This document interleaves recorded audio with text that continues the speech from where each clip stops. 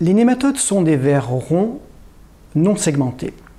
Ils sont très différents des vers de terre ou des lombrics qui, eux, sont des vers segmentés avec des anneaux caractéristiques. Du point de vue anatomique, les nématodes sont les plus simples des animaux organisés. Schématiquement, ils sont constitués de 3 enveloppes. Une cuticule externe enveloppant 2 tubes internes superposés, le tube digestif et le tractus génital. Les nématodes ont colonisé tous les milieux. Ils vivent dans les sols, l'eau, les sédiments. Ils représentent une grande part de la diversité biologique sur Terre et en termes de nombre, ils constituent les 4/5 du règne animal.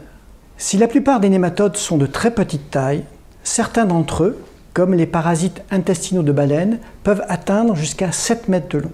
En effet, de nombreuses espèces de nématodes ont une vie parasitaire au sein d'organismes aussi variés que des champignons, des végétaux ou des animaux.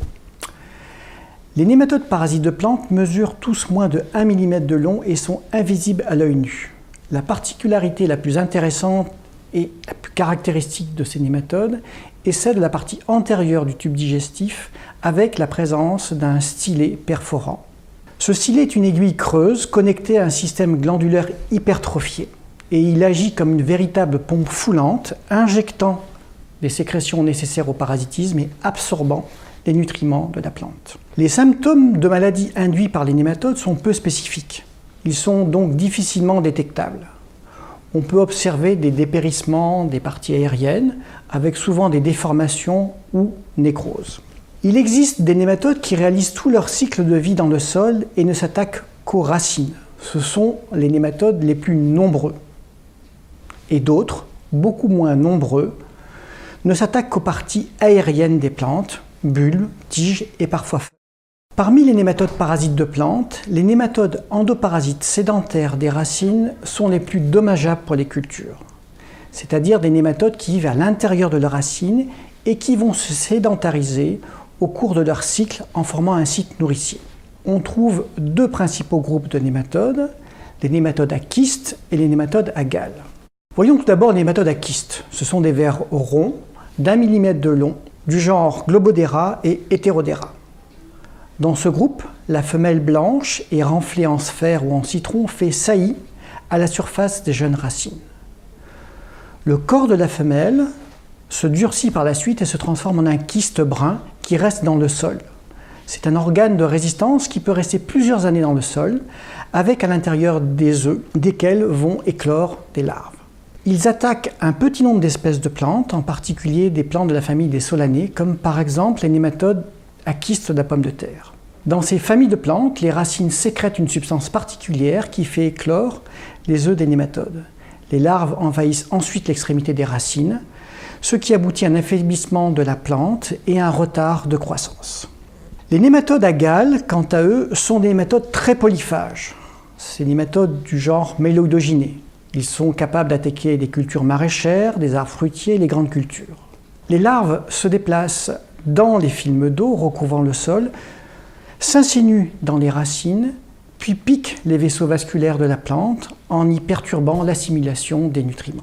Ils provoquent des renflements de la racine, ce qui aboutit à la formation de galles. Ici, les femelles ne conservent pas les œufs à l'intérieur du corps. Des masses d'œufs produits par la femelle font saillie à la surface de la racine dans une gangue mucilagineuse. Les principales espèces nuisibles pour les cultures sont Méloidoginea incognita, Arenaria et Javanica en ce qui concerne les climats tempérés, avec des températures relativement élevées, supérieures à 25 degrés. Méloidoginea apla et Chitwoodi dans des climats plus tempérés et froids. Actuellement, une espèce, Méloidoginea enterolobi, est préoccupante car elle est retrouvée de plus en plus fréquemment dans les cultures. Ces nématodes peuvent descendre profondément dans le sol, jusqu'à 50 cm de profondeur, et le système racinaire est par la suite envahi de galles, réduisant parfois la récolte à néant. Il existe aussi un groupe de nématodes endoparasites migrateurs. Ces nématodes vont être mobiles dans la racine tout au long de leur cycle de vie. Ces nématodes du genre Pratylincus vont provoquer des dégâts importants avec une symptomatologie de système racinaire très nécrosé et des liaisons importantes. Nous allons voir maintenant les nématodes des parties aériennes. Ce sont des nématodes qui s'attaquent aux tiges, aux bulbes, voire aux feuilles, avec 2 principaux genres, Dithylynchus et Aphelinchoides. Ces nématodes pénètrent à la base des tiges et des bulbes, provoquant des lésions rougeâtres, voire brunes. Ces nématodes peuvent se trouver sous forme d'organes de conservation en absence d'eau. Ils sont disséminés par les semences et provoquent un raccourcissement des entrenœuds et tiges et des feuilles déformées. Dithylynchus dipsaci est l'espèce la plus dangereuse et la plus répandue en zone tempérée. Dithylynchus destructor, ou nématode de la pomme de terre, provoque des nécroses sur tubercules de pommes de terre. Les nématodes du genre Aphelinchoides migrent quant à eux jusqu'aux feuilles. Ils pénètrent les stomates et provoquent un rabougrissement des plantes et des nécroses sur feuilles aisément reconnaissables.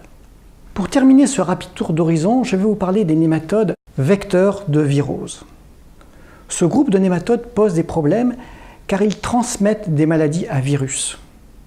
Ces nématodes ne rentrent pas à l'intérieur des racines pour se nourrir. Ils hébergent les virus et l'inoculent à la plante par leur stylet lorsqu'ils se nourrissent sur les racines lors des nombreuses piqûres qu'ils provoquent. C'est un problème très important dans les vignobles avec la maladie de la dégénérescence infectieuse provoquée par les nématodes du genre Xiphinema qui sont des vecteurs du virus du cournouet de la vigne. Ils sont difficiles à combattre car ils vivent très profondément dans le sol, à plusieurs mètres au niveau des racines de la vigne. De plus, à l'inverse du premier groupe qui provoque des dégâts sur culture par eux-mêmes, il ne s'agit pas dans ces cas de descendre des populations de nématodes au-dessous d'un seuil de nuisibilité, mais bien d'éliminer complètement le nématode, car en théorie, un seul individu peut réinoculer la maladie.